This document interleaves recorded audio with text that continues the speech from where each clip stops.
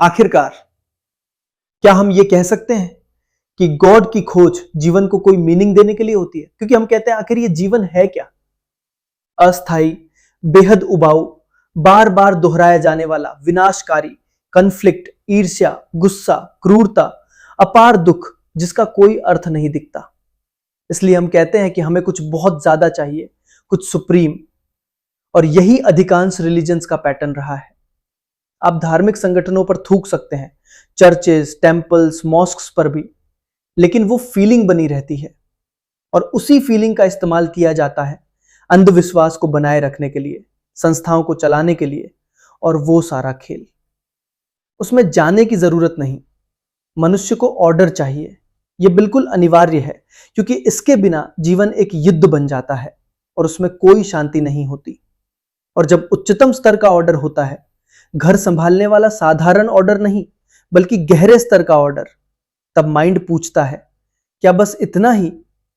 और वो जान लेता है कि कुछ खोजने की प्रक्रिया उसकी अपनी ही इमेज है। तो पहले ऑर्डर होता है और फिर डिसऑर्डर। अब ये बात शब्दों में नहीं बल्कि सच में देखी गई है और अब कोई सीकिंग नहीं है। तो फिर क्या? ऐसा माइंड असाधारण रूप से सेंसिटिव हो जाता है, सही अर्थ में एजुकेटेड, संवेदनशील, ऑर्डरली।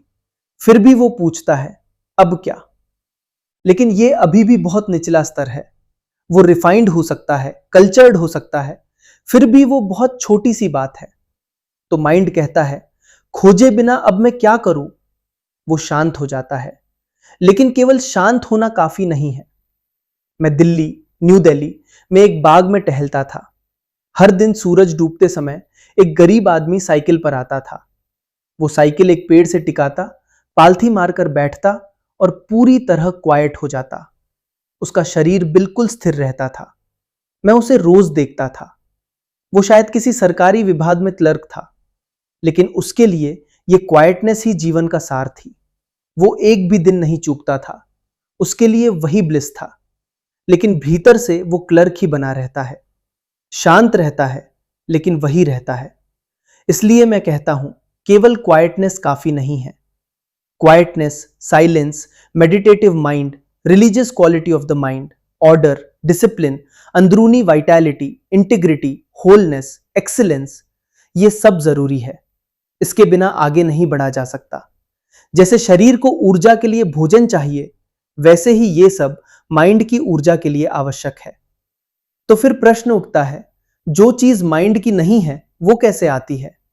ऐसा माइंड जो अत्यंत सेंसिटिव, अलर्ट, वॉचफुल है, वहां बिना पूरी तैयारी के नहीं पहुंचा जा सकता। आप छलांग नहीं लगा सकते। जब माइंड उस क्वालिटी में होता है, तब वो सुपर समथिंग कैसे आता है? उसे डिवाइन, सुप्रीम, अननेमेबल, जो चाहे कहिए, क्योंकि उसके बिना यह सब बहुत कम अर्थ रखता है। एक सामान्य, स्वस्थ, संतुलित इंसान बन जाना बहुत अच्छा है। असंतुलन से संतुलन में आना, बीमारी से स्वास्थ्य में आना, बिखराव से होल होना, यह अद्भुत है। लेकिन यह पर्याप्त नहीं है। जैसे ही आप एक्सपीरियंस शब्द का इस्तेमाल करते हैं, वहां एक्सपीरियंसर होता है, यानी विभाजन, यानी कॉन्फ्लिक्ट, यानी फिर से सीकिंग। अनुभव की चाह ही खोज है। कोई केमिकल से अनुभव ढूंढता है, कोई ड्रग्स से, कोई भीतर से अनुभव बुलाने की कोशिश करता है। यह सब अपरिपक्व है। इसे पूरी तरह मिटा देना चाहिए। आप कुछ नहीं कर सकते।